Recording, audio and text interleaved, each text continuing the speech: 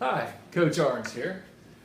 We're going to talk some more about the Reformation. What we're going to talk about right now is what we call the Catholic Reformation. That used to be called the Counter-Reformation because it was countering the Protestant beliefs that were going on associated with Luther and Zwingli and others.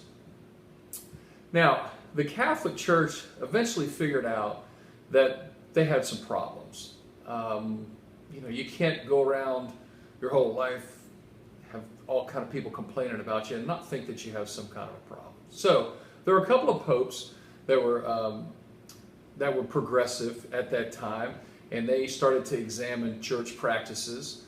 And then there was also a man named Ignatius of Loyola. He was from Spain, very in a part of the world where there are a lot of deep-seated good Catholic Christians there.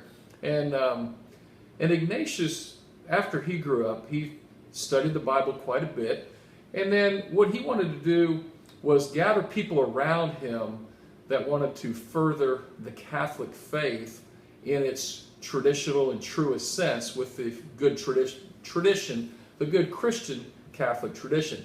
So he ended up starting a group that became known as the Society of Jesus, or the Jesuits. Now, again, this is the same time that Luther is running around in the Holy Roman Empire talking about Protestantism. This is the same time where Zwingli's in Switzerland doing all his Protestant stuff, and the same time that King Henry VIII is advocating for separation from the papacy, from the Roman Catholic Church. So Ignatius gathers his group. They became known as the Jesuits for short, and they had three main missions. Number one, they were teachers, so they started schools all over the world, all over Europe, and eventually all over the world. And there's still Jesuits now that have Jesuit schools, both high schools and colleges. So they were educators. They were also missionaries. Jesuits went all over the world with explorers that we'll talk about more next week.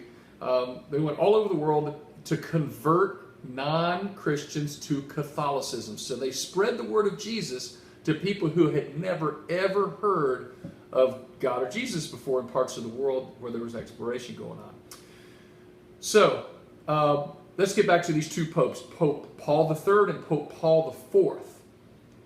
Pope Paul III began what was known as the Council of Trent, and he gathered up cardinals and abbots and bishops and other prominent Catholic scholars in the town of Trent in northern Italy, and they decided that they were going to look at all the church teachings and go through all of them. Well, it took them about 15 years, a lot of good meetings that went on, but they did decide that a couple of things. Number one, they decided that the teachings of the Catholic Church were good, true, and final, that it was proper, correct, and theological for church leaders to interpret the Bible, for the Pope to be the final authority on the Bible.